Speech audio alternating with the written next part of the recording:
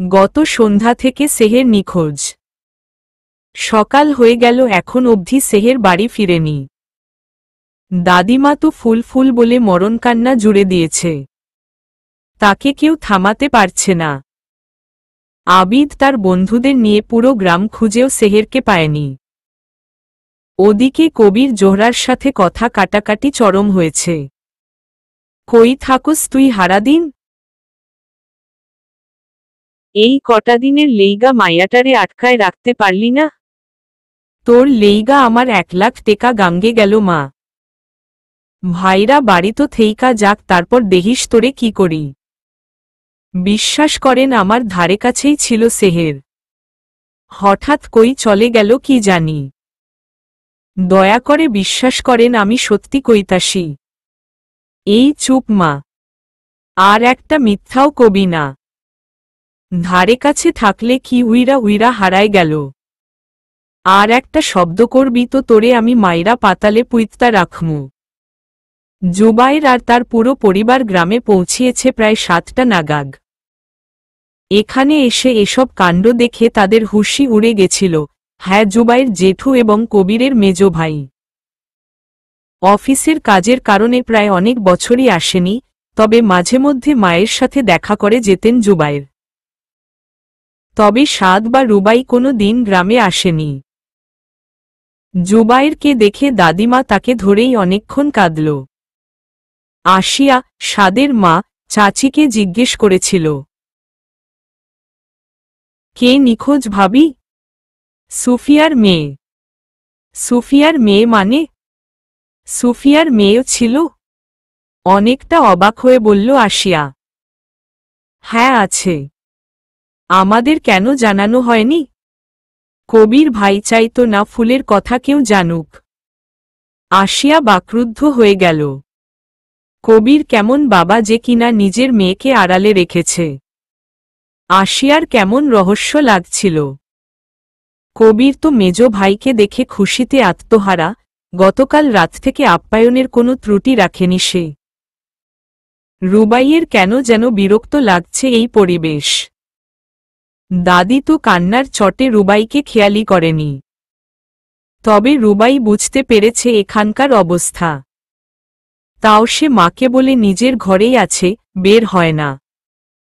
কান্নাকাটি তাকে কেমন যেন অস্থির করে দেয়। আসিয়াও বলেছে যেন রুবাই বের না হয়, পরিস্থিতি ঠিক হলে সে নিজেই ডেকে পাঠাবে। রুবাইও বেশি কিছু না বলে সেই যে খেয়ে দেয়ে ঘুম দিয়েছে, এখনো উঠেনি। এদিকে জুবাইর বা আসিয়ার চোখে ঘুম নেই। এই পরিস্থিতিতে কারি বা ঘুম আসবে?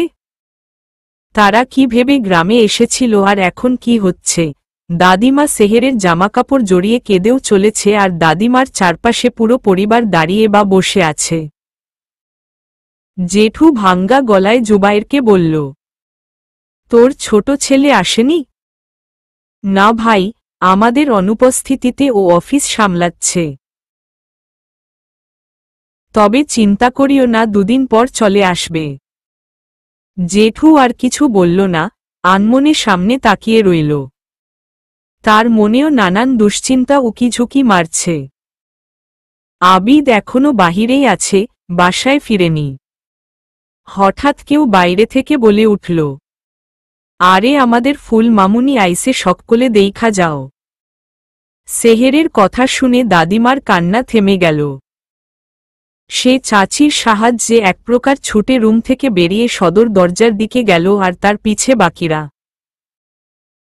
সদর দরজার সামনে গিয়ে দেখল ফাতেমা খালা সেহেরকে ধরে আছে। সেহেরকে বেশ দুর্বল দেখাচ্ছে, সাথে মুখটাও শুকিয়ে গেছে। আসিয়া তো মুগ্ধ হয়ে গেল সেহেরকে। সেহের তার মায়ের চেয়েও সুন্দরী হয়েছে, তবে চেহারাটা সুফিয়ার সাথে মিলেনি। সেহেরকে দেখে দাদিমা ছুটে গিয়ে সেহেরকে জড়িয়ে ধরে হাউমাউ করে কেঁদে উঠলেন। কবির আর জোহরা দূরে দাঁড়িয়ে স্বস্তির নিঃশ্বাস ফেলল। হঠাৎ কি মনে হতেই কবির নিজের কপালে নিজেই চাপড় মারল। জোহরা তা লক্ষ্য করে অবাক হয়ে বলল, কি হলো, আপনি কপালে চড় মারলেন কেন? আরে বলদি, আমি তো এসব ঝামেলার মধ্যই ভুইলাই গেছিলাম। যুব ভাই আর ভাবিরা এই মাইয়া সম্পর্কে জানত না। এখন তো ভাই ভাবি আমারে উল্টা পাল্টা ভাবব। যদি ঢাকায় লইয়া যায় তখন কি হইব? আরে চিন্তা কইরেন না, উনি তো এখনো কিছুই কয় নাই। আর ঢাকায় কেমতে নিয়া যাইব তার আগেই তো আপনি সেহেরারে। ও ভুইলাই গেছিলাম। আচ্ছা, বাকিটা পড়ে দেখতাসি। সেহের আসার কিছুক্ষণ পর আবিদ খবর পেয়ে সেও ফিরে এলো। আবিদ বোনকে অনেকক্ষণ জড়িয়ে ধরে বসেছিল। সকলে এক প্রশ্ন করেছিল, সেহের কোথায় নিখোঁজ হয়ে গেছিল আর কিভাবেই বা তার এই অবস্থা হল। সেহের উত্তর দেয়ার আগেই তার পাশে থাকা গ্রামের চিকিৎসক ফাতেমা খালাই সকল জবাব দিয়েছেন। ওর দাদির জন্য আমার কাছে ওষুধ আনতে যাইয়াই জঙ্গলে পইরা গেছিল, তাই হাত পায়ে এমন কাটাকাটি। কষ্ট টস্ট কইরা রাস্তায় আসতেই আমার এক লোক ওরে দেখে আর আমার কাছে নিয়ে আসে। আমি সারারাত ওর চিকিৎসা করি, কিন্তু তোমাগো খবর দেয়ার মতো কাউরে পাই নাই, তাই খবরও দিতে পারি নাই। তবে চিন্তার কিছু নাই, 2 দিন বিশ্রাম করলেই ঠিক হইয়া যাইব। এসব শুনে সকলেই ভালোভাবে শাসালো সেহেরকে, যেন আর এভাবে বাসা থেকে বের না হয়। সেহেরকে পেয়ে সবাই খুশি। রিমন তো সেহেরের পাশেই বসে আছে। সেহেরের প্রতি সকলের আদিক্ষেতা দেখে তোপা জ্বলে পড়ে যাচ্ছে। কারো তাকে দেখার মতো সময় নেই। তোপা ধোপাদপ পা ফেলে মায়ের কাছে গিয়ে রাগান্বিত হয়ে মিনমিন করে বলল, আর কতক্ষণ এইসব তামাশা চলবে মা? আমার একদমই সহ্য হচ্ছে না। তামাশা শেষ হতে আরও কিছুদিন বাকি, তাই সবুর কর। কথায় আছে না, সবুরে নেওয়া ফলে। আর যদি সহ্য করতে না পারোস, উপরে নিজের ঘরে যাইয়া বইয়া থাক। ভাল লাগছে না তোর এসব ঘ্যানঘ্যানানি। তোপা তাই করল। কাউকে কিছু না বলে সে উপরে নিজের ঘরে চলে গেল। সেহেরকে ধরে সেহেরের ঘরে নিয়ে আসলো ফাতেমা খালা। সেহের হাঁটতে হাঁটতে মিনমিন করে ফাতেমা খালাকে বলল, আপনার মিথ্যা বলা উচিত হয়নি খালা। সকলকে সত্যিটা জানানো উচিত ছিল। ফাতেমা খালা চাপা স্বরে বলে, কিছুই করার ছিল না মা। সত্য জানলে আঙুল তোমার উপরে উঠবে, যেখানে তোমার কোনো দোষী ছিল না। আর আমরা গেরামের মানুষ, ওনারা 24 লাইন বেশি বুঝবেই। তাই কিছু বলার সাহস হইল না। সেহের আর কিছু বলল না। কান্নার কারণে তার গলা ধরে আসছে। অনেক কষ্টে সে নিজের কান্না থামিয়ে রেখেছে। গোত্রাতের ঘটনা সেহেরকে অনেকটা অশান্ত করে চলেছে। মামা ওই ছেলেকে ধরতে পেরেছেন? হ্যাঁ মামু, পেরেছি। ওরে এবার নরসিংদী নয়, ঢাকার জেলখানায় নিয়ে আসছি। আমার আদেশ ছাড়া ওই রাফসান কিছুতেই ছাড়া পাবে না। বেশ কড়াভাবেই কেস দিয়েছি। শালার 2 নম্বরই করার জায়গা নাই। ঠিক আছে মামা, খেয়াল রাখবেন যাতে ধোলাইটা বেশি খায়।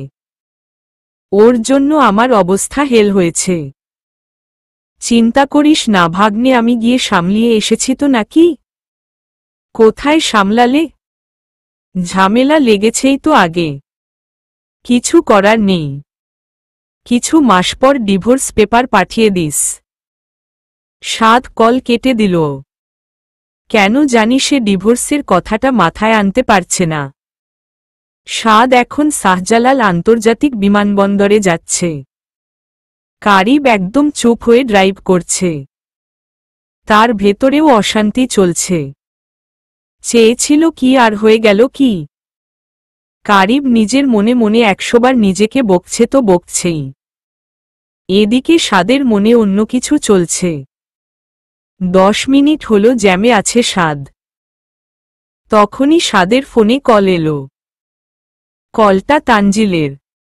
সাদ রিসিভ করে হ্যালো বলতেই তানজিল বলল, আর কতক্ষণ সাদ? আমি তো ওয়েট করছি। জ্যামে আছি, আর 10 মিনিট লাগবে। ওকে, এখন তো অন্তত বল কি জন্য জোর করে আমায় দেশে আনালি? সাদ একটা দীর্ঘশ্বাস ফেলে বলল, আমি বিয়ে করেছি ভাইয়া। বাড়িতে নতুন মুখ খেয়াল করেছে সেহের, কিন্তু তাদের পরিচয় জিজ্ঞেস করার মতো কাউকে আশেপাশে পাচ্ছে না। দাদিমাকেও যে জিজ্ঞেস করবে তাও করছে না, কারণ দাদিমা তার পাশে বসে কুরআন তিলওয়াত করছে। কিছুক্ষণ আগেই ফাতেমা খালা তার ক্ষতগুলোতে আবার লতাপাতার ওষুধটা দিয়ে বেরিয়ে গেছে। যাওয়ার আগে বলেছে বিকালে আবার আসবে। এই সব ওষুধই লতাবাটার মশলাটা অনেক কাজের। এই ধরনের লতাপাতার মাঝে কোনো কৃত্রিমতা নেই। সেহেরের ঘুমে চোখ বুজে আসছে তখনই আসিয়া ঘরে প্রবেশ করল সাথে রুবাই। সেহের তাদের চিনতে পারল না, তবুও বিনয়ের হাসি তার ঠোঁটে বিদ্যমান। ওদের দেখে দাদিমা কুরআন বন্ধ করে বিছানা থেকে নেমে কুরআন সঠিক স্থানে রেখে আবার ফিরে আসল। আসিয়া হাসিমুখে সেহের ডানপাশে বসে থুতনিতে হাত দিয়ে বলে, এখন কেমন আছো? জি আলহামদুলিল্লাহ ভালো, বলেই সেহের দাদিমার দিকে তাকাল। দাদিমা সেহেরের দৃষ্টি বুঝতে পেরে বলে, এ তোর মেজো চাচি, আর ওই আমার আরেক নাতনি রুবাই। সেহের এতক্ষণে তাদের চিনতে পারল। কোনো মেহমান আসলেই সেহেরকে রুমে বন্ধ করে রাখত, রুম থেকে বের হলেই কঠিন সাজা পেতে হতো। তাই কে আসত কে যেত তা সেহেরের ধারণার বাইরে ছিল। একবার তোপাকে ছেলেপক্ষ দেখতে এসেছিল, সেহের তখন কলেজ থেকে ফিরেছে। ছেলে তো সেহেরকে দেখে মুখের উপর বলে দেয় সে তোপাকে নয়, এই মেয়ে মানে সেহেরকে বিয়ে করবে। এ নিয়ে জোহরার সে কি রাগ, এমন বিত্তশালী ছেলেকে জন্য নিজের মেয়ের জন্য পছন্দ করে রেখেছিল, সেখানে কিনা এই ছেলে অন্যের মেয়েকে পছন্দ করল। সেদিন হাজার বুঝিয়েও ছেলেপক্ষ রাজি হয়নি তোপাকে বিয়ে করার জন্য, এরপর আর কি বিয়ে ভেঙ্গে গেল। জোহরা তো রেগে সেদিন গরম খুন্তির ছ্যাঁক দিয়েছিল সেহেরের পিঠে, যার ফলে সেহের 15 দিন ব্যথায় বিছানা থেকে উঠতে পারেনি। অথচ সেহের জানতও না তার অপরাধ কি ছিল। তখন সেহেরের পরীক্ষা চলছিল, সেই পরীক্ষা দিতে না পারায় সেহেরের আরও 1 ক্লাস গ্যাপ গেছে। অতীতের ঘটনা চিন্তা করে সেহের একটা দীর্ঘশ্বাস ফেলল। রুবাই সেহেরের পায়ে কাছে বসে বলে, তোমাকে সেহের বলবো নাকি ফুল? আপনার যেটা ডাকতে ইচ্ছা করে আপু। আপনি কি? হ্যাঁ, তুমি বলবে, আমি তো তোমারই বোন। আচ্ছা তাহলে সেহের ডাকি? সকলেই তো ফুল ডাকে, মিষ্টি হেসে বলল রুবাই। আসিয়া রুবাইয়ের কথার মাঝে বলে উঠে, আমি কিন্তু ফুল ডাকব। আমার তো ওকে গন্ধরাজ ফুল বলতে ইচ্ছে করে। আসিয়ার বাচ্চামো দেখে দাদিমা হাসল। সুফিয়াও এমন চঞ্চল ছিল। তার মেজ বৌমাও যে সোনার টুকরা তা আজ বুঝতে পেরেছে। চারজন অনেক কথা বলল, আড্ডা দিল। এর মাঝে বড় চাচি নাস্তাও দিয়ে গেছে। আবিদ গেছে ভার্সিটি। আবিদের ভার্সিটিটা শহরে পড়েছে। যেতে আসতে প্রায় 1 ঘন্টার মতো লাগে। দাদিমার থেকে একে একে সবটা শুনল রুবাই এবং আসিয়া, যে এতটা দিন কতটা অবহেলা আর অত্যাচার সহ্য করেছে সেহের। সেহের বলতে না দিল দাদিমা ধমক দিয়ে বলে, চুপ কর, বেশি কুয়ারা করবি না, ওরা আমার আপন মানুষ, ওগো না কইলে কারে কমু। বলেই আবার সব ঘটনা খুলে বলা শুরু করে। সব শুনে আসিয়া এবং রুবাই বাকরুদ্ধ হয়ে যায়। কতটা পাষাণ হৃদয়ের হলে এরা এত নিকৃষ্টভাবে একটা অসহায় মেয়েকে অত্যাচার করতে পারে। দুজনের মনেই বেশ মায়া জন্মালো সেহেরের জন্য। মেয়েটা কত নিখুঁত অভিনয় নিজের কষ্টগুলোকে চেপে রাখতে পারে তাই অবাক করার বিষয়ে। রুবাইয়ের হঠাৎ কি মনে হতেই মাকে বলল, মা ভাইয়ের খবর কি কাল থেকে নিয়েছ? এই রে, পরিস্থিতির চাপে সাদের কথা তো ভুলেই গেছি। সাদটা ক্যাডা আবার বৌমা? আমার ছোট ছেলে মা। ও কাজের চাপে আসতে পারেনি। নাম সাদ বিন সাবরান। মাশাল্লাহ, কি সুন্দর নাম আমার নাতিডার। ওরে আইতে কইও জলদি, নাতিডারে তো হেই ছোটবেলায় দেখছিলাম। হ্যাঁ দাদি, দেখবাই তো। তোমার নাতি কিন্তু নায়কের মতো হয়েছে, লাইন টাইন আবার মারিও না। টিপ্পনি কেটে বলল রুবাই। আসিয়া রুবাইয়ের হাঁটুতে হালকা চড় মেরে বলল, এসব কোনো ধরনের কথা রুবাই? আহা, মারো ক্যা? নাতনি তো আমারে সাবধান কইরা দিল। আইচ্ছা দেহম নে আমার নাতি কেমন নায়ক। রুবাই আর দাদিমা অট্টহাসিতে ফেটে পড়ল। এদিকে সেহেরের অজানা আতঙ্কে বুকটা টিপটিপ করছে। বারংবার গোত্রাতের ঘটনাগুলো তার চোখের সামনে ভাসছে। সেহের চোখ বুজে কয়েকবার লম্বা শ্বাস ফেলল। তা নাতজামাই কই নাতনি? হেও কি আহে নাই? দাদি, উনি তো ইতালিতে থাকে। কিভাবে আসবে? দাদিমা বাচ্চার কথা জিজ্ঞেস করতে গিয়েও জিজ্ঞেস করল না, কারণ তার ছেলে আগেই দাদিমাকে রুবাইয়ের অবস্থা ব্যাখ্যা করেছে। সে একজন মা, সে নিজেও বুঝে সন্তান হারানোর কষ্ট কি পরিমাণ হতে পারে, তাই কিছুই না বলে স্বাভাবিক কথা বলছে। এদিকে আসিয়া সাদকে ফোন করে সাদের খবরাখবর নিল। সাদের অপোজিট চেয়ারে গালে হাত দিয়ে তানজিল আনমনে বসে আছে। কারিব আরেকটা চেয়ারে চুপচাপ বসে আছে। তিনজনের মাঝেই নীরবতা বিরাজমান। নীরবতা ভেঙ্গে তানজিল বলল, এখনো কিন্তু বলিসনি কিভাবে এবং কার সাথে বিয়ে হল? সাদ মুখ থেকে হাত সরিয়ে এদিক সেদিকে তাকিয়ে মলিন কণ্ঠে বলে উঠল, দুর্ঘটনাবশত বিয়েটা হয়ে গিয়েছে ব্রো। ক্লিয়ার করে বল। সাদ একটা দীর্ঘশ্বাস ফেলে সামনে থাকা গ্লাসের পানিটা পুরোটা শেষ করে গোত্রাতের ঘটনা বলা শুরু করল। ফ্ল্যাশব্যাক। সাদ কারিবকে ফোনে পেতে বলল, কারিব, জলদি জঙ্গলের ভেতর আসো, জঙ্গলের শেষ পথেই একটা মাটির কুঁড়েঘর আছে, সেখানে চলে আসো। কিন্তু স্যার, আপনি সেদিকে কি করছেন? কাম ফাস্ট, বাকিটা পরে বোঝাবো। বলেই সাদ ফোন কেটে তার মায়াবিনীর দিকে এগিয়ে গিয়ে তার পাশে বসে। সাদ বুঝতে পারছে না সেহেরকে কোলে নেয়াটা ঠিক হবে কিনা। হাজারো দ্বিধাবোধ তাকে ঘিরে ধরল। শেষে নিজের চূড়ান্ত সিদ্ধান্তে পৌঁছে সেহেরকে কোলে নিল আর কুঁড়েঘর থেকে বেরিয়ে গেল। সেখান থেকে বেরিয়ে কিছুদূর যেতেই প্রায় অনেক মানুষ তাকে চারপাশ থেকে ঘিরে ধরল। প্রায় অনেকের হাতে আগুনের মশাল ছিল। সেই মশালের আলোতে সকলে চোখ বড় বড় করে সাদ আর সেহেরকে দেখছিল। সাদের সামনে থাকা সেই মহিলাটা তার পাশে লোকটাকে উত্তেজিত হয়ে বলল, দেহেন দেহেন, আমি কইছিলাম না এরা কোনো নষ্টামি করছে, এখন মোর কথা বিশ্বাস হইছে তো? মাইয়াটারে কি অবস্থা করছে দেহেন। লোকটির চেহারায় মুহূর্তেই রাগ স্পষ্ট হল। সাদ মহিলাটির কথায় ভ্রু কুঁচকে বলে, আপনার কোথাও ভুল হচ্ছে, আমি এই মেয়েটিকে বাঁচা। এই চুপ। চোরের মায়ের বড় গলা। আমাগো গেরামে নষ্টামি করবা আবার এখন হালি হালি মিছা কথা কও। মাইয়াটারে এসব তুমি না করলে কি পশু পাখি আইয়া কইরা দিয়া গেছে? মিছা বলার জায়গা পাও না। দেইখা তো ভালা ঘরের মানুষই মনে হয়, কিন্তু ভিতরে ভিতরে ছি ছি ছি। মহিলার পাশে থাকা লোকটি বলল। সাদের তো মেজাজ খারাপ হয়ে গেল।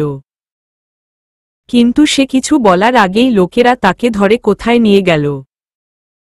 সকলে সাদকে জোর করলে সাদ সেহেরকে কোল থেকে নামিয়ে দিল, আর কোল থেকে নামাতেই কিছু মহিলা ধরে সেহেরকে কোথাও নিয়ে গেল।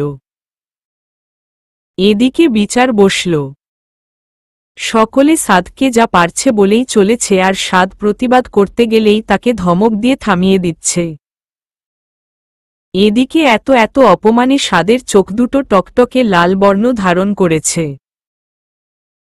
কেউ কখনো তাকে কিছু বলার সাহস পায়নি, সেখানে সামান্য ভুল বুঝাবুঝিতে তার চরিত্র নিয়ে এত খারাপভাবে অপমান হতে হবে তা কখনো কল্পনাও করেনি। সাদকে বারবার জিজ্ঞেস করা হচ্ছে সে কেন এইসব নষ্টামি কেন করেছে, কিন্তু সাদ বারবার একই উত্তর দিয়েছে যে সে কিছুই করেনি। একসময় এক মুরব্বি রেগে বলে, এই তোর অভিভাবক ডাক, তারপর তোর ব্যবস্থা করতাসি। সাদ তৎক্ষণাৎ তার মামাকে ফোন করে সব ঘটনা খুলে বলল। মামা তৎক্ষণাৎ রওনা হল গ্রামের উদ্দেশ্যে। সাদের মামা নরসিংদী শহরেই থাকে, তাই 40 মিনিটের মতো লাগবে তার আসতে। 10 মিনিট পেরিয়ে গেলেও যখন সাদের অভিভাবক আসলো না তখন তারা আরও ক্ষেপে গেল। তখনই এক মহিলা এসে খবর দিল যে মেয়েটার মানে সেহেরের জ্ঞান ফিরেছে। সকলে সাদকে ধরে নিয়েই সেহেরের কাছে গেল। এক লোক বলল, এবার তোর মিছা কথায় কোনো কাম হইব না, যা বলার ওই মাইয়াই বলবে। সাদ চুপচাপ শুনল, উত্তরে কিছু বলল না। তার কিছু বলার ইচ্ছাও নেই আপাতত। সেহের এবং সাদ সামনাসামনি বসে আছে। সেহেরকে নানান প্রশ্ন করলে সেহের অনেক কষ্টে বলে, উনি আমার কোনো ক্ষতি করেননি। লোকটি কিছু বলার আগেই আরেক মহিলা বলে উঠল, দেহেন মাইয়াটা ভয় পাইয়া আছে। এই পোলায় কেমনে তাকায় আছে মাইয়াটার দিকে, আর মাইয়াটা প্রাণের ভয় কিছু কইতাসে না। দেহ মা, তুমি ভয় পাইও না, কও এই পোলায় তোমার কি ক্ষতি করছে। সেহেরের শরীরের যন্ত্রণায় কথাই বলতে পারছে না, তাই সে থেমে থেমে আবারও উত্তর দিল, সাদ নির্দোষ। কিন্তু গ্রামের মানুষ বুঝল না, সকলের ধারণা সেহের সাদের ভয়ে মিথ্যা বলছে, তাই তো সেহের বারবার তোতলাচ্ছে। কেউ একবারের জন্যেও চিন্তা করছে না সেহের অসুস্থ, সে কথা বলার মতো অবস্থায় নেই। কেউ না বুঝলেও একজন বুঝল, সে আর কেউ না সাদ। সাদ সকলকে থামানোর চেষ্টা করে বলল, এত প্রশ্ন করা বন্ধ করুন, দেখছেন না সে অসুস্থ, তাও কেন বারবার কথা বলার জন্য জোর করাচ্ছেন। সবকিছুর একটা লিমিট আছে। এই পুলা, তুমি চুপ থাকো, নিজের দোষ ঢাকার জন্য উইঠা পইরা লাগছো তাই না। তবে তুমিও যাইনা রাখো, এত সহজে তোমার আমরা ছাইরা দিমু না। তখনই আরেকজন মহিলা নাক সিটকে বলে উঠল, আমার তো মনে হয় এরা শহরের পুলাপাইনগো মতো অবৈধভাবে মিলামেশা করছিল। আমিও একমত, পুলামাইয়া দুইডাই সমান অপরাধী। ধইরা ওগো বিয়া দাও, নষ্টামি এক্কেবারে ছুইটটা যাইব। মানে কি পাগল আপনারা? বলছি না আমার মামা আসছেন, সে আসলে সব তো হবেই নাকি।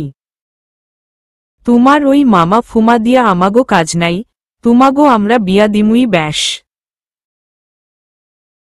তখন নষ্টামির ফল হারে হারে টের পাইবা বুঝছ। বলে মুরব্বি কিছু লোককে কাজী ডাকানোর ব্যবস্থা করল। সাদের মামা আসার আগেই জোরজবরদস্তি করে বিয়ে পড়ানো হল। বিয়ে পোড়ানোর জন্য দুজন লোকিয়া মোটা গাছের ডাল আর গরম পেরেক হাতে নিয়ে দাঁড়িয়ে রইল। সাদ যদি কবুল না বলে তাহলে এগুলা দিয়ে তাকে মেরাই ফেলবে বলে হুমকি দেয়া হল, আর সেহের যদি বিয়েতে রাজি না হয় তাহলে তাকে নগ্ন করে পুরুষদের মাঝে ছেড়ে দেয়ার হুমকি দেয়। এমন কঠিন পরিস্থিতিতে দুজনের একজনও কখনো পড়েনি। আর একটা মেয়ের কাছে তার সম্মানটা বেশি জরুরি। তাই দুজনেই কঠিন পরিস্থিতির ফাঁদে পড়ে অবশেষে কবুল বলল। কবুল বলার পরপর সেহের হু হু করে কেঁদে উঠল। এদিকে সাদ কঠিন ক্রোধে ফেটে পড়ছে। এক লোক তো খুশিতে বলে উঠল, আলহামদুলিল্লাহ, আমরা আমাগো গেরামরে পাপমুক্ত করলাম। বিয়ের প্রায় 57 মিনিট পরে সেখানে গ্রামের মহিলা চিকিৎসক ফাতেমা খালাকে ডাকেন সেহেরের চিকিৎসার জন্য। ফাতেমা এসে সেহেরকে দেখেই চিনে ফেলে এবং সকলকে বলে সে সেহেরকে চিনে এবং সেহেরের পুরো পরিচয়টাও সকলের কাছে বলল। কিন্তু সাদের সেদিকে হেলদোল নেই, সে একমনে চিন্তা করেই চলেছে তার সাথে ঠিক কি হল। সাদ ভাবতেও পারেনি তার জীবনটা এভাবে মোড় নিবে। কিছুক্ষণ বাদে সাদের মামা আসে, সাথে কারিবও ছিল।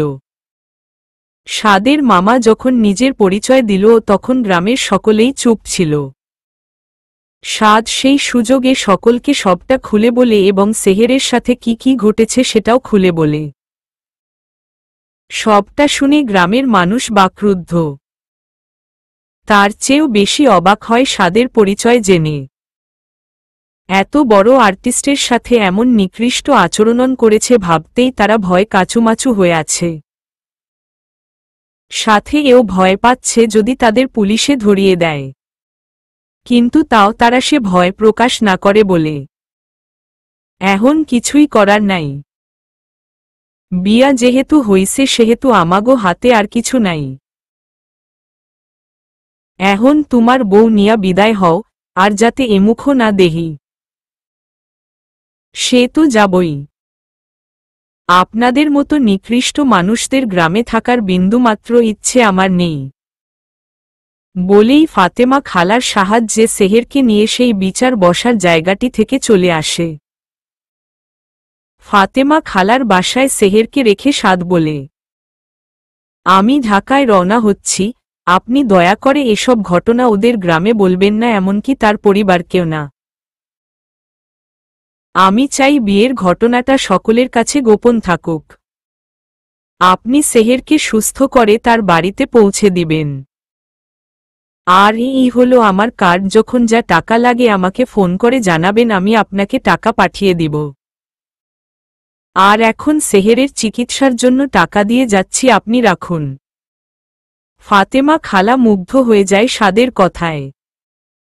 এতক্ষণ এত অপমানের পরেও সে তার সেহের মায়ের খেয়াল রাখছে ভাবতেই তার আনন্দ অনুভব হচ্ছে।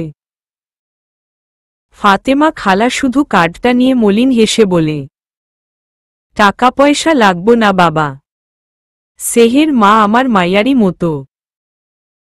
আর তুমি চিন্তা কইরো না, তুমাগো বিয়ার কথা কেউ জানবো না, এই ফাতেমা তোমারে কথা দিলাম। ফাতেমা খালা টাকা নিতে আপত্তি করলেও সাদ জোর করে তার হাতে 2000 টাকা গুজে দিয়ে চলে গেল। যাওয়ার আগে সাদ একবার সেহেরের দিকে তাকাল। সেহেরও তাকিয়েছিল, যার ফলে দুজনের চোখাচোখি হয়ে যায়।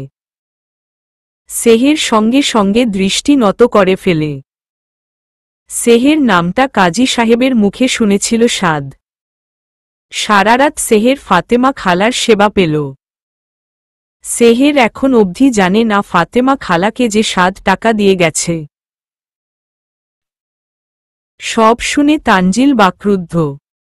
তানজিল অবাক হয়ে বলে, তাহলে কি এখন ডিভোর্সের চিন্তাভাবনা করছিস? আরে না, আমার সময় চাই। তানজিল সেই মুহূর্তে গ্লাস থেকে পানি খাচ্ছিল। সাদের জবাব শুনে তার মুখের পানি গলায় আটকে সব ফ্রুত করে বেরিয়ে গেল। কারিবু অবাক হয়ে তাকিয়ে আছে সাদের দিকে। সাদ তাদের এরূপ দৃষ্টি লক্ষ্য করে বলল, কি সমস্যা? মানে সিরিয়াসলি? যেই সাদকে কোনো দিন কোনো মেয়ের পাশে দেখা গেল না, সে কিনা অচেনা একটা মেয়েকে বিয়ে করে এখন ডিভোর্সের জন্য না করছে? মেয়েটা কি সুন্দরী নাকি সাদ? প্রেমে ট্রেমে পড়লি নাকি? শেষের কথাটা টিপ্পনি কেটে বলল তানজিল। সাদ মুচকি হেসে বলল, গভীরভাবে পড়েছি। সাদের কথায় দুজন আরেক দফা বিষম খেল। দুইজনের রিয়েকশন দেখে সাদ হু হা করে হেসে দেয়। হাসি থামিয়ে সে নিজেই আবার বলা শুরু করল, প্রেমের ছন্দ লিখেও প্রেম ভালোবাসাকে বরাবরই অবিশ্বাস করতাম। বিশ্বাস করতাম এইসব প্রেম ভালোবাসা শুধু গল্প উপন্যাস এবং সিনেমাতেই হয়, বাস্তব জীবনে এর আয়োজন খুবই ঠুনকো। প্রেম মানেই ধনদৌলত, এক আকাশ কষ্ট এবং ধোঁকাবাজি, যেগুলোর এক অংশকেও আমি সহ্য করি না। কিন্তু কে জানত, আমিও কোনো একসময় এই প্রেম নামক জালে ভয়ঙ্করভাবে জড়িয়ে যাব। আজ মন চাচ্ছে প্রেমিক পুরুষদের তালিকায় প্রথম নামটা যেন আমার থাকে। আজ খুব করে চাইছি, খুব গভীরভাবে প্রেমে পড়েছি, ঠিক দক্ষিণা হাওয়ার মতো। দক্ষিণা হাওয়া যেমন মনকে প্রফুল্ল করে দেয়, ঠিক তেমনি আমার দক্ষিণা প্রেম। হইছে ভাই, থামো। আমাদের তোর এই বিষয় আর হজম হচ্ছে না। ঠিক আমারও বিয়ের ব্যাপারটা একই রকমভাবে হজম হচ্ছে না। তাই আমার সময় চাই। সময়ের সাথে সাথে আমার সবটা হজম হয়ে যাবে আশা করছি। তো এখন আমি কি করব? কোথায় যাব? তোর বোনকে কল করলে তো বাংলাদেশি নম্বর দিয়ে কল দিতে হবে। যদি সে জানে আমি বাংলাদেশে থেকেও তার সাথে দেখা করিনি, বউ আমার সাথে কেলেঙ্কারি বাঁধিয়ে ফেলবে। তো যাও গ্রামে, সেখানে তোমার বউয়ের সাথে ঈদ করিও। অ্যাড্রেস আমার কাছে আছে, রুবাই আপু মেসেজ করে দিয়েছিল। না চান্দু, তোকে ছাড়া আমার যাওয়া চলবে না। তুই না গেলে আমিও যাচ্ছি না। তানজিলের কথার মাঝে কারিব বলে উঠল, তাহলে স্যার, আমি ছুটিতে পরিবারের সঙ্গে ঈদ কাটাই? ঠিক আছে, তোমার আজ থেকে ছুটি। সাব্বিরকে জানিয়ে দিবা আজকে শুটিং প্লেস দেখে কাল থেকে ওরও ছুটি। আমি না হয় এখন আমার দুলাভাইয়ের ইচ্ছা পূরণ করি। আচ্ছা স্যার, জানিয়ে দিব। আসি। বলেই কারিব চেয়ার ছেড়ে উঠে দাঁড়িয়ে রেস্টুরেন্ট থেকে বেরিয়ে গেল। সাদ ফোন বের করে অ্যাড্রেস দেখতেই থম মেরে গেল। রুবাই আপু কি ঠিকানা ভুল দিল? এমন কেন মনে হচ্ছে তোর? না, এখানে আরও একবার এসেছিলাম আর কি। সমস্যা নেই, চলো সামনে এগোই, গাড়ি নিয়ে সেখানে যাওয়া সম্ভব না। কি বলিস? এখন প্রায় রাত হয়ে আছে, যদি কোনো সাপটা পাশে? ভয়ার্ত কণ্ঠে বলল তানজিল। আরে ধুর, কিছু হবে না। চলো রাস্তার মোড়ে গিয়ে দাঁড়াই, সেখানে কাউকে পাঠাতে বলি। সেই ভালো। আমার এই রাত করে কেমন ভয় ভয় লাগছে। রাত বাজে মাত্র 9টা, তাও কেমন ভুতুড়ে ভুতুড়ে পরিবেশ লাগছে। সাদ কিছু বলে না। দুজন ফোনের ফ্ল্যাশ জ্বালিয়ে রাস্তার মোড়ে গিয়ে দাঁড়াল। কিছুক্ষণ পর পর ভো করে বড় বড় ট্রাক, সিএনজি আর প্রাইভেট যাচ্ছে। এই রাস্তাটার ল্যাম্পপোস্টগুলো জ্বলছে না। হয়তো লোডশেডিং হয়েছে। গ্রামের কারেন্ট লাইন হয়তো এই সড়কের ল্যাম্পপোস্টেও বিদ্যমান। রাস্তার মোড়ে গিয়ে সাদ রুবাইকে কল করল। রুবাই হ্যালো বলতেই সাদ জানালো সে গ্রামে এসেছে, তবে তানজিল যে এসেছে সেটা বলেনি। ওটা সারপ্রাইজ হিসেবে রেখেছে দুজন। রুবাই তো খুশিতে আত্মহারা।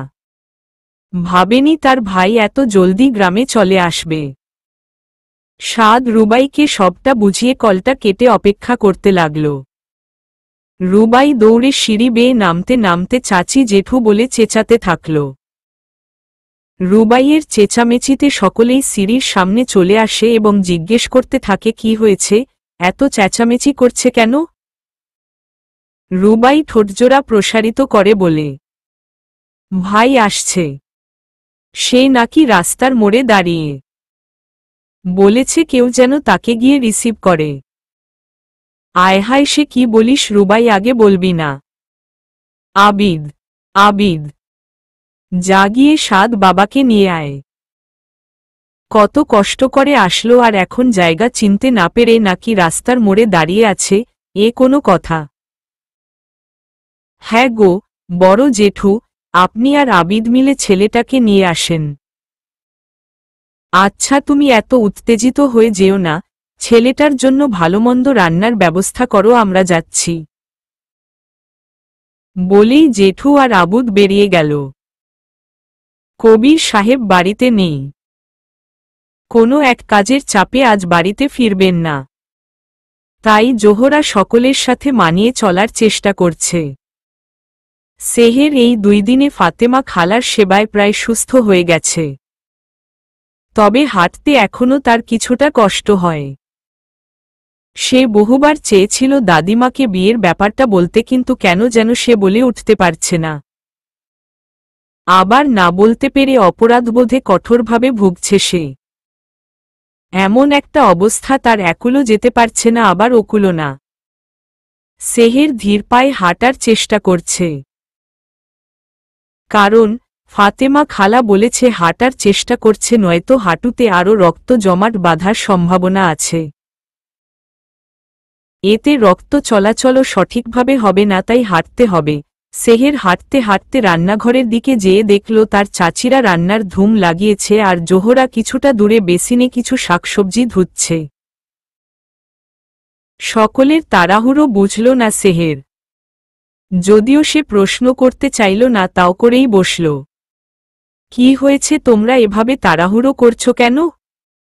আসিয়া সেহেরের দিকে তাকিয়ে মুচকি হেসে বলল, আমার ছেলে আসছে ফুল, তার জন্য তার পছন্দের খাবারগুলো রান্না করছি। আর তুমি এখানে কেন? যাও রুবাইয়ের সাথে গিয়ে বসো। সেহের মাথা নাড়িয়ে সোফার ঘরে চলে গেল, যেখানে রুবাই ফোন টিপছিল। রিমন নিজের ঘরে পড়ছে আর তোপা তো ঘর থেকে বের হয় না বললেই চলে। সেহেরকে দেখে রুয়াবি বিনয়ের সাথে হেসে সেহেরকে পাশে বসতে ইশারা করল। সেহেরও মুচকি হেসে রুয়াবিয়ের পাশে গিয়ে বসল। রুবাই মুচকি হেসে বলে, জানো আমি কত এক্সাইটেড, আমার ভাই এই গ্রামে আসবে। উফ অফ, তোমায় বলে বোঝাতে পারবো না। তবে হাসবেন্ডকে এত ফোন করছি, বারবার সুইচ অফ বলছে, চিন্তা লাগে না বলো? ভাইয়া ইতালিতে থাকে তাই না আপু? রুবাই মাথা নাড়ায়। এরপর সেহেরের কাঁধে মাথা রেখে আনমনে বলে, কতদিন তাকে দেখি না, কবে যে তাকে সরাসরি দেখব, তাকে ছুতে পারব। কেন ভাইয়া আসে না? হ্যাঁ আসে, তবে খুব কম। জানো বড্ড অসহায় লাগে নিজের জন্য, আর কত তার জন্য অপেক্ষা করব। চিন্তা করিও না আপু, দেখবে আল্লাহ সুবহানাল্লাহ তাআলা খুব শীঘ্রই তোমাদের দেখা করিয়ে দিবে। তাই যেন হয়। যাই হোক, এখন কেমন আছো? হাঁটতে কি অসুবিধা হচ্ছে? না তেমন না, ঠিক আছি আমি। তখনই সেহেরের দাদি আসলো আর সেহেরকে বিশ্রাম করার জন্য ঘরে পাঠিয়ে দিল। দাদিমার ধারণা জোহরা সেহেরকে সামনে পেলেই কোনো না কোনো কাজে লাগিয়ে দিবেন। সে একদমই জোহরাকে ভরসা করেন না। সেহেরেরই বা কি করার, সে রুমে চলে আসল। একা থাকলেই সেহেরের বারংবার স্বাদের কথা মনে পড়ছে। যদিও সেহের তার নাম জানে না, শুনেছিল স দিয়ে একটা নাম, কিন্তু ঠিকভাবে শুনতে পায়নি। তবে সেহের তাকে বিদেশীই বলে। সেহের কখনো ভাবতেই পারেনি ওমন একটা পরিস্থিতিতে এই বিদেশিকে তার বিয়ে করতে হবে। স্বাদের মতো এত বড় মাপের মানুষকে ভাবাটাই তার জন্য বিলাসিতা ছিল, সেখানে কি না স্বাদ তার স্বামী। এখনও সেহের এই বিয়ের বিষয়টা বিশ্বাস করতে পারছে না। কেন যেন বিয়েটা মানতে পারছে না সেহের। মানবেই বা কি করে, সবটা যে তার মতামতের বাহিরে। কিন্তু বিয়ে তো বিয়েই। হঠাৎ সেহেরের মনে পড়ল তার দাদিমার কথা। তার দাদিমা গল্প শোনাতে গেলে সবসময় বলতো জন্ম, মৃত্যু, বিয়ে সবটাই আল্লাহর হাতে। আমরা তো উছিলা মাত্র। এর মানে সেহেরের বিয়ে স্বাদের সাথেই হতো। কিন্তু স্বাদ তো তাকে বাঁচাতে এসেছিল ওই অমানুষটার হাত থেকে, বাঁচাতে এসে নিজেই বিপদে পড়ে গেল। ভাবতেই সেহের ভেতরে ভেতরে অনুতপ্ত হচ্ছে। নিশ্চয়ই সে বিয়েটা মানতে পারেনি, আর মানবেই বা কি করে। একটা অচেনা মেয়ের সাথে তার বিয়ে হয়েছে, তাও গ্রামের সাধারণ একটা মেয়ের সাথে। এতে নিশ্চয়ই সে অসন্তুষ্ট। কিছুদিন পর ডিভোর্স পেপারও পাঠাতে পারে, অথবা এই বিয়ে সারা জীবন ধামাচাপাই রয়ে যাবে। না, সেহের আর ভাবতে পারছে না, তার মাথায় ব্যথা উঠে যাচ্ছে। সেহের আর না দাঁড়িয়ে বিছানায় গিয়ে শুয়ে পড়ল।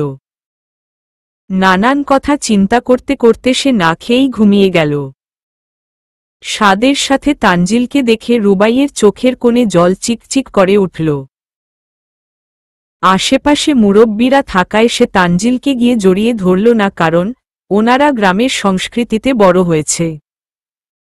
তাদের সামনে জড়িয়ে ধরাটা খুবই লজ্জাকর পরিস্থিতি হবে। তাও রুবাই অভিমান করে বসে রইল, তানজিল দেশে এসেছে, তাকে আগে কেন জানালো না? তানজিল রুবাইয়ের গাল ফুলানো দেখে মৃদু হাসল। সে বুঝতে পেরেছে তার স্ত্রীর অভিমানের কারণ। আসিয়া রুবাইকে বলল, রুবাই মা, জামাইকে ঘরে নিয়ে যা, কত জার্নি করে ফ্রেশ হয়ে রেস্ট নিবে। রুবাই মাথা নাড়ায়। রুবাই তানজিলকে আসতে বললে তানজিল রুবাইয়ের পিছে পিছে সিঁড়ি বেয়ে উপরে চলে গেল। সাদকে দেখে জোহরা হা হয়ে রইল। এমন সুদর্শন সে আগে কোনো দিন দেখেনি। কি মনে করে সে খুব নম্র স্বরে বলে উঠল, বাবা, উপরে গিয়ে একটু ফ্রেশ হয়ে নাও, আমি তোমারে ঘর দেখিয়ে দেই। সাদ জোহরাকে চিনতে পারল না। সাদ ভ্রু কুঁচকে আসিয়ার দিকে তাকাতেই আসিয়া বলল, উনি তোর ছোট চাচি সাদ, আর উইয়ে দেখছিস দাঁড়িয়ে আছেন, উনি তোর বড় চাচি। সাদ বিনয়ের সাথে তাদের সালাম দিয়ে কুশল বিনিময় করল। দাদিমা আশেপাশে তখন ছিল না। জোহরা সাদকে নিয়ে রিমনের ঘরে গেল। রিমন নিজের ঘরে পড়তে বসায় সে সাদকে দেখে ভ্রু কুঁচকে বলল, উনি কে আম্মু? জোহরা হেসে বলে, ও সাদ, তোমার রুবাই আপুর ভাই। আর সাদ, ও আমার ছোট ছেলে রিমন। সাদ হেসে বলে, হেই রিমন ভাই, হোয়াটসঅ্যাপ? আসসালামু আলাইকুম ভাইয়া। আলহামদুলিল্লাহ ভালো। সাদ রিমনের ব্যবহারে বেশ মুগ্ধ হল, সাথে জোহরার প্রতি সম্মানটা বাড়ল। জোহরা মা হিসেবে ভালো শিক্ষা দিয়েছে রিমনকে। কিন্তু সাদ যে জানে না এসবের পেছনে কে আছে। জোহরা সাদকে বাথরুম দেখিয়ে চলে গেল। জোহরা ঘর থেকে বেরিয়ে তপার ঘরে গিয়ে তপার দরজায় নক করল। তোপা দরজা খুলে জোহরাকে দেখে বিরক্তির সাথে বলল, কি হলো, দরজা ধাক্কাচ্ছ কেন? তোর চাচাতো ভাইকে দেখেছিস? না, কেন? দেখতে চাইলে জলদি নিচে আয়, কি সোনায় সোহাগা ছোকরা, দেখলে পরাণ জুড়ায় যায়। তোপা চোখ বড় বড় করে বলে, সত্যি নাকি? হ্যাঁ, জলদি আয়। বলেই জোহরা চলে গেল। তোপা তার চুপ সুন্দরভাবে বেঁধে ওড়না একপাশে নিয়ে নিচে চলে গেল। ওরা শহরের মানুষ, নিশ্চয়ই ওড়নায় আবৃত হয়ে ক্ষেত সাজা মানুষ পছন্দ করে না। আর করবেই বা কেন? তাদের তো বড় বড় স্ট্যাটাস। সাদ নিজের লাগেজ রুমের একপাশে রেখে সেটা থেকে টি শার্ট আর ট্রাউজার নিয়ে ওয়াশরুম চলে গেল। বাড়িটা কাঠের তৈরি হলেও ওয়াশরুমটার দেয়াল আর মেঝেটা টাইলসে আবৃত। এরকম কাঠের বাড়ি সাদের বেশ পছন্দ হয়েছে। ফ্রেশ হয়ে হাত দিয়ে নিজের চুল পেছনের দিকে নিতে নিতে সাদ ওয়াশরুম থেকে বের হল। বের হয়ে দেখল রিমন টেবিলে নেই, হয়তো নিচে গিয়েছে। সাদ নিজের লাগেজের উপর তাওয়ালটা মেলে দিয়ে নিজের নিচে চলে গেল। নিচে তো বিশাল আয়োজন, সকলেই আছে। সাদ নিচে গিয়ে সকলের সাথে পরিচিত হল। সাদকে দেখে তোপা তো হা হয়ে গেল। এমন সুদর্শন সে নিজেও দেখেনি। একে হাতে নাগালে পেলে তো গ্রামের মেয়েদের বৃদ্ধাঙ্গুল দেখাবে। এ যে তার বড় সুযোগ। তবে সে সাদকে একবার সে শুটিংয়েও দেখেছিল। এতে তপার ইচ্ছা আরও বেড়ে গেল সাদকে নিজের করে নেয়ার। জোহরা মেয়ের ইচ্ছার কথা শুনে তো আরও খুশি। রাতারাতি বড়লোক হয়ে যাবে সে। আবারও তার রাজরানীর মতো থাকা হবে, এমনটাই ভাবছেন তিনি। সাদ সকলকে পেলেও তার ছোট চাচাকে পেল না। বড় জেঠু জানালো সে কিছু কাজে শহরে গিয়েছে। দাদিমা তো সাদকে কিছুক্ষণ জড়িয়ে ধরে রুবাইকে বলল, আমার নাতনি ঠিকই কইছে, মোর সাদ তো পুরাই সেরা নায়ক। যা রুবাই বাজিতে হায়রা মোর সাদের লগে লাইন মারা শুরু করলাম। দাদিমার কথায় ড্রয়িং রুমের সকলে অট্টহাসিতে ফেটে পড়ল। সবাই কিছুক্ষণ আড্ডা দিয়ে খেতে চলে গেল। যেহেতু অনেক মানুষ সেহেতু নিচে পার্টি বিছিয়ে খাবার খেতে বসল সকলে। বড় চাচি, আশিয়া এবং জোহরা মিলে খাবার পরিবেশন করছে। সাথে তোপাও যোগ দিয়েছে আজ। খাবারের মাঝে আবিদ বমে উঠল। ফুল খেয়েছে? না, ঘুমোচ্ছে ফুল। ডাকতে গিয়েও ডাকিনি, ভাবলাম শরীর হয়তো খারাপ করছে। বড় জেঠুর পাতে খাবার দিতে দিতে বলল বড় চাচি। এর মাঝে সাদ এক লোকমা মুখে দিয়ে ভ্রু কুঁচকে বলল, ফুল কে? কেউ কিছু বলার আগেই দাদিমা মুখ খুলল, আমার নাতনি, আমার ছুডু পোলার প্রথম পক্ষের একমাত্র মাইয়া। ও জোহরা তো দ্বিতীয় পক্ষ। আর এই মাইয়াটারে তোপা যে দেখতাসো ওই জোহরার প্রথম পক্ষের মাইয়া। সকলের সামনে এভাবে বলায় জোহরা এবং তোপা উভয়ই লজ্জায় মাথা নুইয়ে ফেলল। দাদিমা মানুষটাই এমন, তার মুখের লাগাম নেই বললেই চলে। তপার তো রাগে মন চাচ্ছে দাদিমার মাথায় পাতিল দিয়ে জোরে মারতে। কিন্তু এত মানুষ সাথে সাদ উপস্থিত থাকায় না পারছে কিছু বলতে আর না পারছে সহ্য করতে। দাদিমা যেন এমন সুযোগেরই অপেক্ষায় ছিল। সাদ আর তানজিল এতক্ষণে বুঝল বিষয়টা। বড় জেঠু চাচিকে উদ্দেশ্য করে বলল, এ কি বলছ? মেয়েটা এমনিতেই অসুস্থ, না খেলে ওষুধ খাবে কি করে? যাও গিয়ে ওঠাও ওকে আর খাইয়ে দাও। চাচি মাথা নাড়িয়ে সেহেরের জন্য কিছু খাবার আর পানি নিয়ে সেহেরের রুমে চলে গেল। তানজিল নিজের কৌতূহল দমাতে না পেরে বলল, কি হয়েছে ওনার? Any problem? আর বলো না বাবা, জঙ্গলে পায়ে শিকল পেঁচিয়ে পড়ে ছোট বড় চট পেয়েছে। এর বেশি কিছু না। এই কথা শুনে সাদ বিষম খেল। তার মনে পড়ে গেল সেই শিকল বাঁধার ঘটনাটা। আচ্ছা, সাদ তো তার মায়াবিনীর গ্রামেই আছে। সে কি আবারও তার মায়াবিনীকে দেখতে পারবে? কেমন আছে সে? সুস্থ হয়েছে সে? এমন নানান চিন্তা সাদের মাঝে ঘুরঘুর করছে। সাদ জানে তার গ্রামের বাড়ি তার মায়াবিনীর গ্রামেই, কিন্তু তার মায়াবিনীর বাড়িটা সে চিনে না।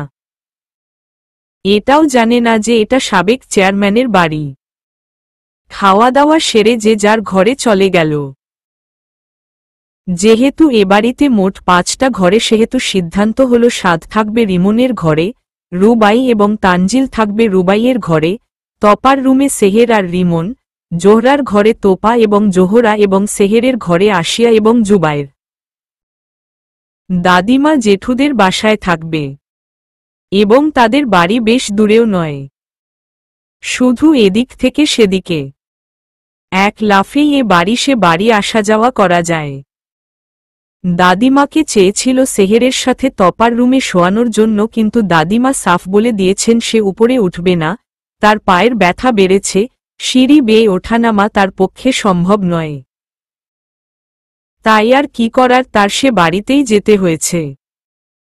সেহেরকে খাইয়ে দিতেই সেহের চাচির কথামতো নিজের প্রয়োজনীয় জিনিসপত্র নিয়ে উপরে চলে গেল। রিমনও তাকে সাহায্য করল। আশেপাশে সে কাউকে দেখেনি, তাই সুরসুর করে উপরে চলে গেল। যাওয়ার সময় আস্তে আস্তে রিমনকে জিজ্ঞেস করল, আচ্ছা আজ নাকি কার আসার কথা ছিল, সে এসেছে ভাই? হ্যাঁ আপু এসেছে। উনি তো আমার ঘরে, তাই আমি তোমার সাথে শুচ্ছি। ওহ। সেহের আর কিছু না বলে তপার ঘরে চলে গেল।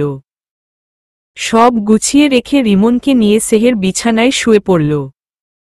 খুটখুট শব্দে সাদের ঘুম ভেঙে গেল। পিটপিট করে তাকিয়ে মুখের সামনে থেকে কাঁথাটা অল্প সরিয়ে দেখার চেষ্টা করল কে শব্দ করছে।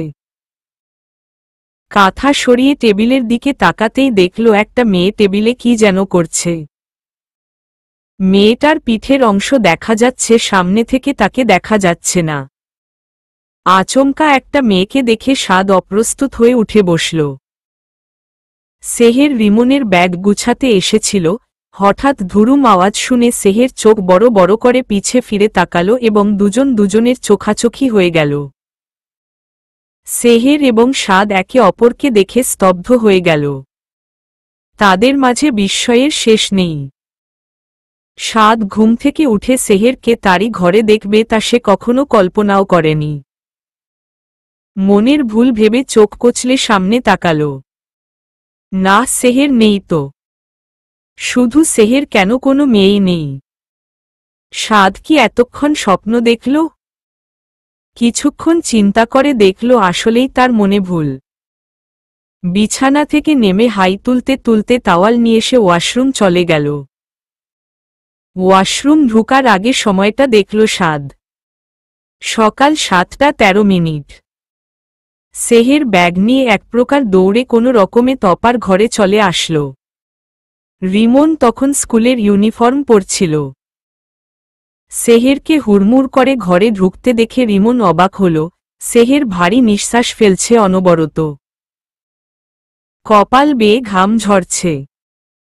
সেহেরের এই অবস্থার কারণ সে বুঝতে পারল না। রিমন নিজের ব্যাগ সেহেরের হাত থেকে নিতে নিতে বলল, কি হয়েছে বুবু? এমন করছো কেন? সেহেরের সেদিকে খেয়াল নেই। তার চোখে বারবার সাদের চেহারাটা ভাসছে। সে কি আসলেই সাদকে দেখেছে? সাদ কেন এ বাড়িতে থাকবে? সাদ তো সেদিনই চলে গেছে। নানান প্রশ্ন সেহেরকে এলোমেলো করে দিচ্ছে। রিমন আরেকবার ডাকতেই সেহেরের ধ্যান ভাঙল। সেহের অস্ফুট সুরে বলে, তোর ঘরে কে ঘুমাচ্ছিল ভাই? সাদ ভাই। কেন গো বুবু? উনি দেখতে কি বিদেশিদের মতো? শিওর হওয়ার জন্য রিমনকে প্রশ্নটা করল সেহের। হ্যাঁ কেন? সেহের যেন আকাশ থেকে পড়ল। সে কিছুতেই তার হিসাব মেলাতে পারছে না। শেষ অবধি কি না সাদ তারই চাচাতো ভাই? সেহের আবার প্রশ্ন করল, নাম কি যেন তার? আহা বুবু বললাম না সাদ। সেহের ঠিক কেমন অভিব্যক্তি দেখাবে বুঝতে পারছে না। কেন বারংবার নিয়তি তাদের এভাবে মিলিয়ে দিচ্ছে তা সেহেরের জানা নেই। সেহের একটা শ্বাস ফেলে বলল, চল ভাই খেতে বসবি। রিমন মাথা নাড়িয়ে সেহেরের সাথে নিচে নামল। নিচে গিয়ে দেখল দাদিমা সোফায় বসে পান চিবুচ্ছে আর চাচি রান্নাঘরে রুটি বেলছে। তারা ফজরের নামাজের পরপরই চলে এসেছে। আজ রিমনের স্কুল হয়ে কাল থেকে ছুটি। রিমনকে চেয়ারে বসিয়ে দিয়ে সেহের রান্নাঘরে গেল রিমনের জন্য নাস্তা নিতে। চাচি 2টা রুটি আর ভাজি সেখানে আগেই রেখেছিল রিমনের জন্য। সেহের সেটা নিয়ে আবার রিমনের কাছে চলে আসল। সেহেরকে এভাবে ছুটতে দেখে দাদিমা মুখ ভেঙচিয়ে বলে, মায়ের ঘুমের ঠেলায় পোলার খবর নাই, আর এই মাইয়া দিনরাই তো এই পোলার লেইগা খাইটটা মোড়ে। সাদ সেই মুহূর্তে ফোন ইউজ করতে করতে নিচে নামছিল, তাই সে দাদিমার কথাগুলো শুনে ফেলল। এমন কথায় সাদ ভ্রু কুঁচকে দাদির দিকে তাকাতে তাকাতে নিচে নামল। দাদিমা সাদকে দেখে হাসিমুখে পান চিবুতে চিবুতেই বলল, আরে নায়ক সাহেব, এত সকালে ঘুম ভাঙ্গা গেছে নাকি? নায়ক সাহেব শুনে সেহের পিছে তাকালো চোখ বড় বড় করে। সাদ পকেটে ফোন রেখে দাদিমার পাশে বসে মুচকি হেসে বলে, আমার এই সময়ে ঘুম থেকে উঠার অভ্যাস আছে দাদি। বলেই সাদ সামনে তাকালো। আবারও দুজনের চোখাচোখি হয়ে গেল। সেহের চোখ সরিয়ে রিমনকে খাওয়াতে ব্যস্ত হয়ে পড়ল। না, এবার সাদ ভুল দেখেনি। অবাক হয়ে সে সেহেরকে দেখছে। সেহের তাদের বাড়িতে আর রিমনকেই বা খাইয়ে দিচ্ছে কেন? তখন তাহলে তার রুমে সেহেরই ছিল। সাদ অস্ফুট সুরে দাদিমাকে বলে উঠল, ও কে দাদি? সেহেরের দিকে ইশারা করল। আরে ওই তো আমার ফুল, আমার নাতনি। জানোস না ভাই আমার ফুলটা কত কষ্ট সহ্য করছে। বলেই নিজের আঁচল মুখে রাখল। এদিকে সাদ কিছুটা ঘাবড়ে গেল এই ভেবে সেদিনের ঘটনা কি তারা জেনে গেছে? তার চেয়েও বড় কথা এই সেহেরি ফুল। সাদের ছোট চাচার মেয়ে। সাদ যেন বিষম খেল, কিছুতেই হজম করতে পারছে না এসব। কি থেকে কি হয়ে গেল? শেষ অবধি তার চাচাতো বোনের সাথেই সাদের বিয়েটা হল।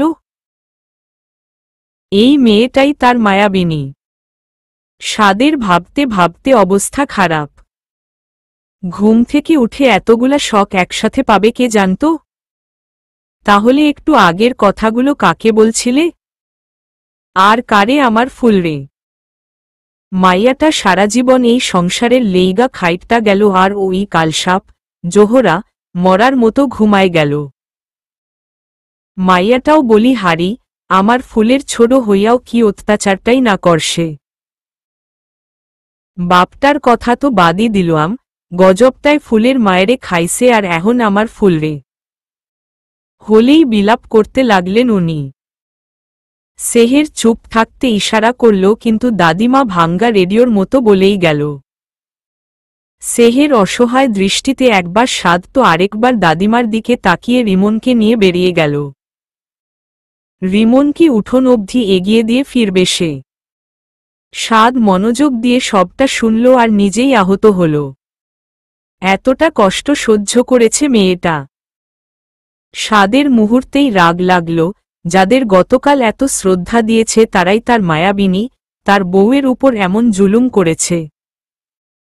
শাস্তি দেয়ার আগুন দাউ দাউ করে জ্বলছে সাদের গায়ে। দাদিমা না বললে তো জানতেই পারত না।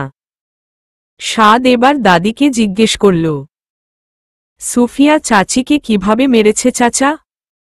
দাদিমা বলতে যাবে তখনই বাড়ির সকলে ঘুম থেকে উঠে সোফার রুমে চলে আসে। সকলের সামনে দাদিমা বলল না আর সাদও জিজ্ঞেস করল না। তোপা এসে তার পাশে বসতে নিতেই সাদ উঠে আসিয়ার কাছে গিয়ে বলল সে আর তানজিল হাঁটতে বের হবে। বলেই তানজিলকে নিয়ে সে বেরিয়ে গেল। হনহন করে বের হওয়ার জন্য সাদ সেহেরের সাথে ধাক্কা খেল। আর এই দৃশ্য উপস্থিত সকলের চোখেই পড়েছে। তোপা এবং জোহরা তো তেলে বেগুনে জ্বলে উঠল। জোহরা হুঙ্কার ছেড়ে বলল, সেহের বাহিরে কই গিয়েছিলি? যা রুমে গিয়ে বিশ্রাম কর।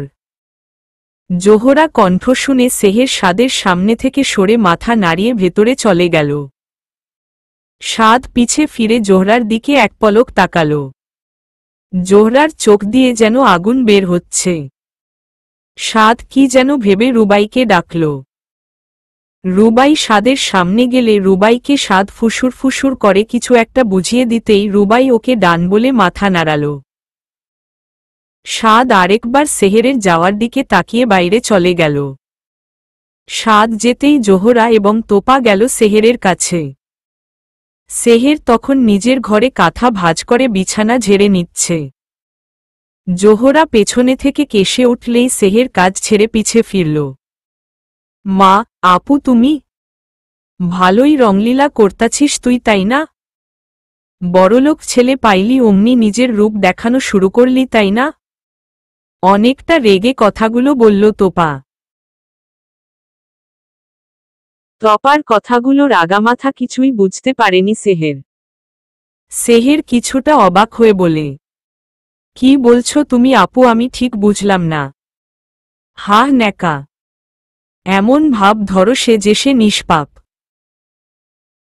দেখ সেহের, একদম ন্যাকামি করবি না। সাদরে আমি আমার তপার জন্য ঠিক করে রাখছি। তুই যদি আবার ওদের মাঝে গণ্ডগোল পাকাস তাহলে তোরে আমি মেরে তোর লাশ নদীতে ভাসায় দিব।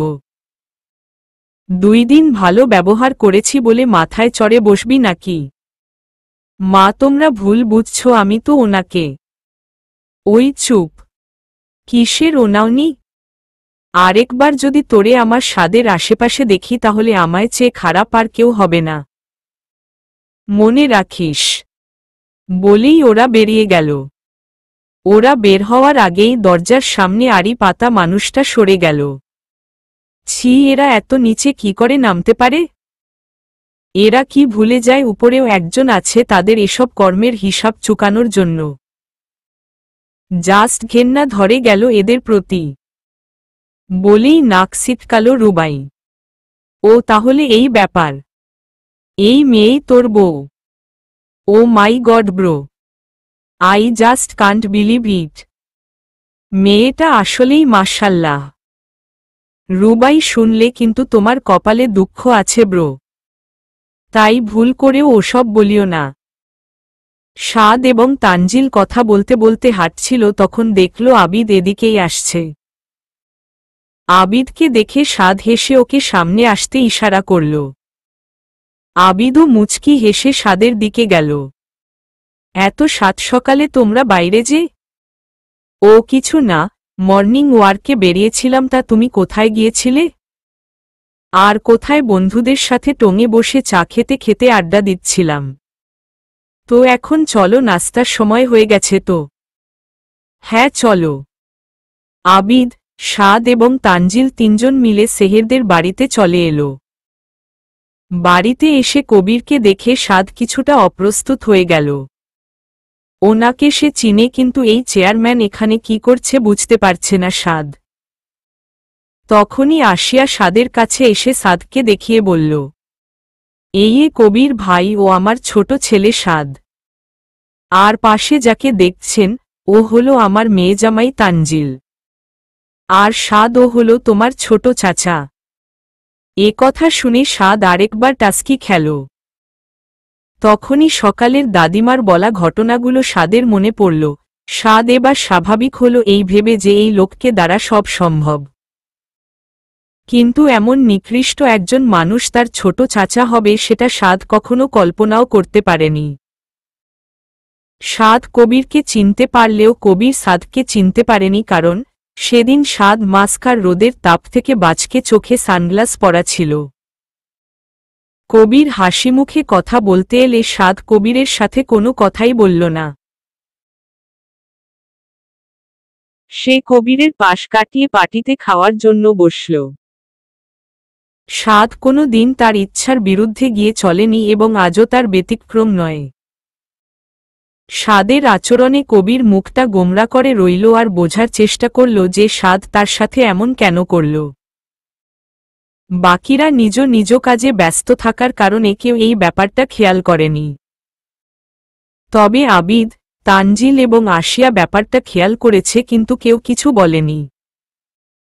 আসিয়া বুঝতে পেরেছে ছেলের এরূপ আচরণ, কিন্তু তারও যে কিছুই করার নেই ভেবেই চাপা দীর্ঘশ্বাস ফেলে অন্যদিকে চলে গেলেন।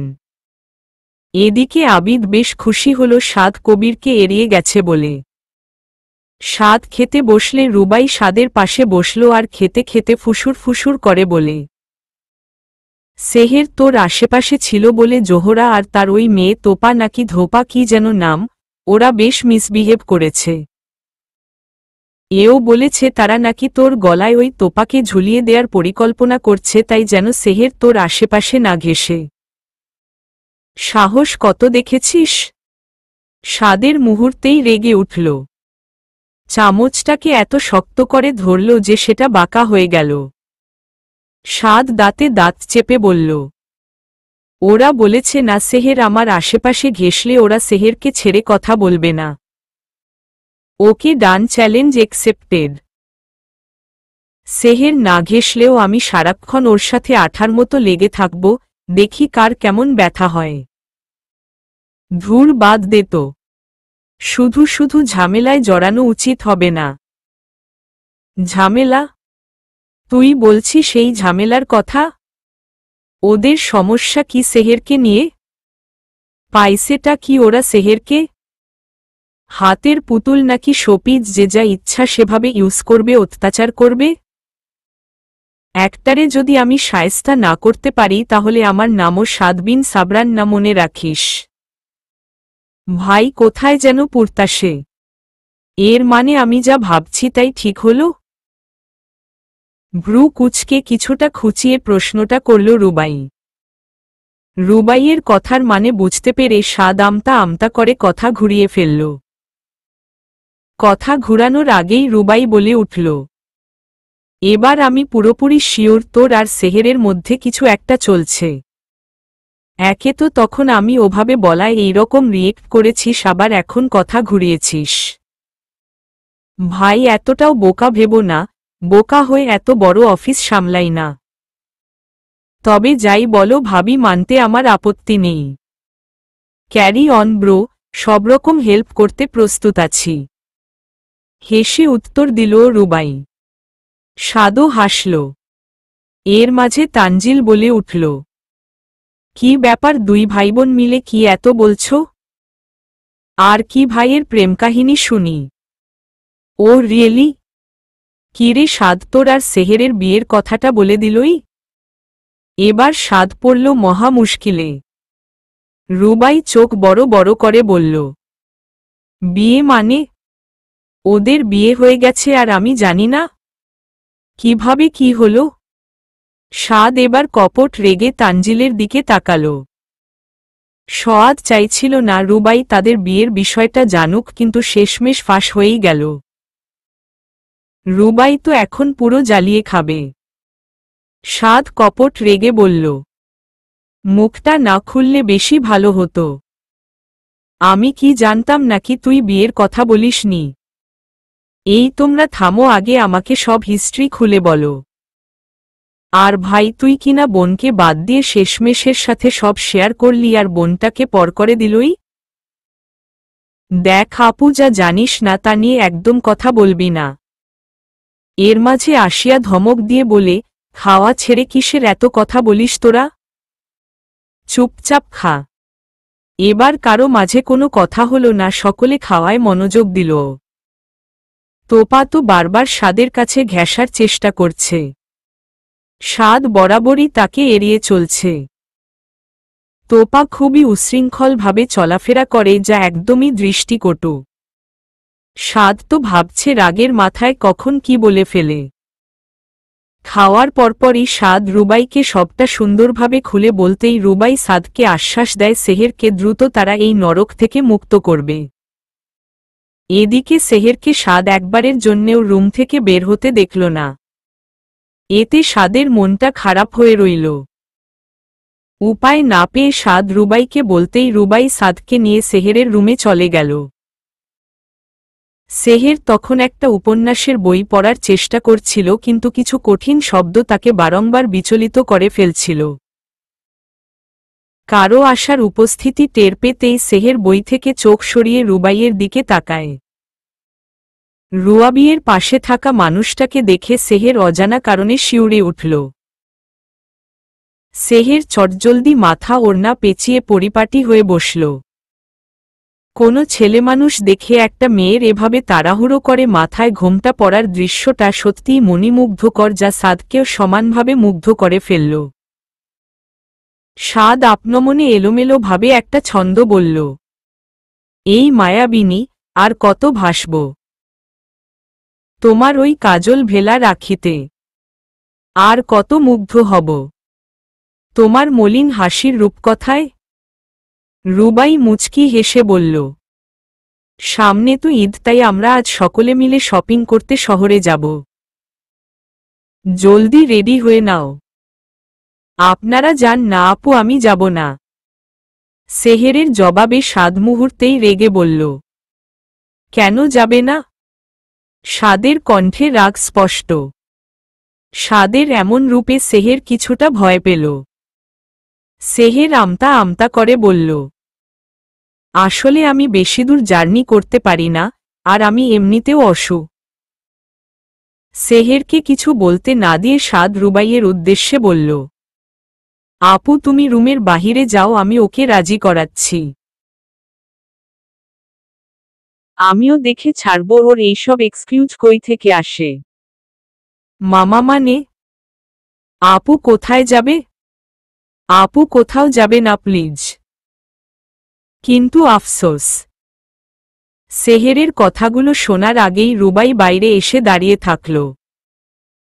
বাকিরা সবাই শপিং করার জন্য রেডি হচ্ছে, তাই জোহরা বা তপার এদিকে আসার কোনো চান্স নেই। সাদ পিছে তাকিয়ে বিছানায় হাত রেখে সেহেরের দিকে ঝুঁকতেই সেহের জলদি কিছুটা পিছে সরে গেল। সেহেরের চোখে মুখে আতঙ্ক স্পষ্ট। দেখুন, আপনার মধ্যে উল্টো পাল্টা ভাবনা থাকলে আগেই বলে রাখছি এসব মাথা থেকে ঝেড়ে ফেলুন, নয়তো। বাব্বা, এই তেজটা আমাকে না দেখিয়ে তোমার ওই বাপ সৎমা আর ছ্যাচরা বোনটাকে দেখালে তো বেশি উপকার হতো। আমি যাকে ইচ্ছা তাকে তেজ দেখাবো, আপনার কি? আমার অনেক কিছু, বিকজ ইসলামের রীতিতে তোমায় আমি বিয়ে করেছি। So now I am your husband, কোনো পরপুরুষ না। তাই তোমার উপর আমার সম্পূর্ণ রাইট আছে। তো রাইট আছে দেখে কি যা ইচ্ছা তাই করবেন?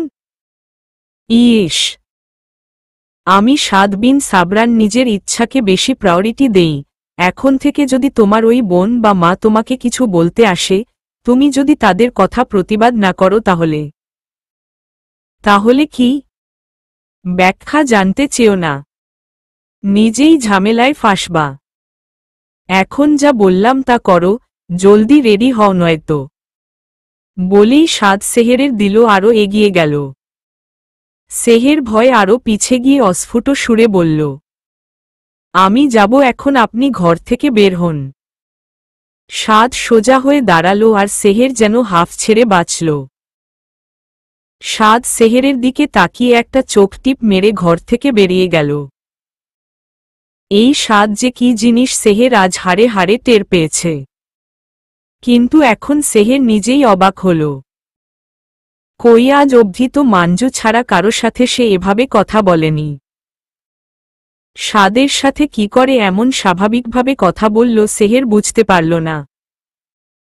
সাদ সেহেরের স্বামী বলে নাকি সাদকে আলাদা ভরসা করে বলে? কিন্তু তাদের বিয়েটা তো অস্বাভাবিকভাবে হয়েছিল, তাহলে সাদ কি করে সবটা মেনে নিল? সেহের তো ভেবেছিল সাদ তাকে ডিভোর্স দেওয়ার কথা বলতে এসেছে, কিন্তু এখন তো সাদের কর্মকাণ্ডে তার সব ধারণা বদলে গেল। না, সাদ আসলেই এই বিয়ে মেনে নিয়েছে কি না তা সেহেরের জানতে হবে। সেহের সাদকে তা জিজ্ঞেস করার সিদ্ধান্ত নিয়ে রেডি হওয়া শুরু করল। অবশেষে সকলে একসাথে বেরিয়ে রিকশায় চড়ল। গ্রামের ভেতর অটোরিকশা ছাড়া আর কিছুই চলে না। বাজারে এসেই ওরা রিকশা থেকে নেমে হেঁটে রাস্তার মোড়ের দিকে রওনা হল। দাদিমা আর চাচি বাড়িতে থেকে গেছেন, কারণ তাদের দুজনের একজনও জার্নি করতে পারে না, আর দাদিমার পক্ষেও সম্ভব না এই শরীর নিয়ে জার্নি করার। রাস্তার মোড়ে আসতেই একটা বড় মাইক্রো দেখতে পেল সবাই। সকলে যে যার সিটে বসতেই তোপা এক জায়গায় বসে পড়ল সাদের জন্য জায়গা খালি রেখে। কিন্তু সাদ তপার পাশে না বসে একবারে পেছনে সেহেরের পাশে গিয়ে সেহেরের গা ঘেঁষে বসল। রিমন আবিদের ফোনে গেম খেলছিল আর সেহের তাই দেখছিল। পাশে কেউ গা ঘেঁষে বসায় সেহের কিছুটা নয় বরং অনেকটা শিউরে উঠেই তার বামপাশে তাকাল। সাদ এমন ভাব ধরে সামনে তাকিয়ে আছে যেন কিছুই জানে না। সেহের কিছু বলতে পারল না, কারণ তোপা তাদের দিকেই অগ্নিদৃষ্টি নিয়ে তাকিয়ে আছে। সেহের সাদকে কি বলে সরাবে সেটাই বুঝে উঠতে পারছে না সে। সেহেরের অস্বস্তিতে অবস্থা খারাপ, কে জানত সাদ এমন একটা কাণ্ড ঘটিয়ে ফেলবে। সেহের আগে জানলে সে জানালার পাশে বসত, রিমনকে বসাত না। কিছুক্ষণের মাঝেই গাড়ি স্টার্ট দিল। সাদ সিটের সাথে হেলান দিয়ে একমনে ফোন টিপছে আর সেহের মূর্তির মতো বক্সে আছে। চলবে।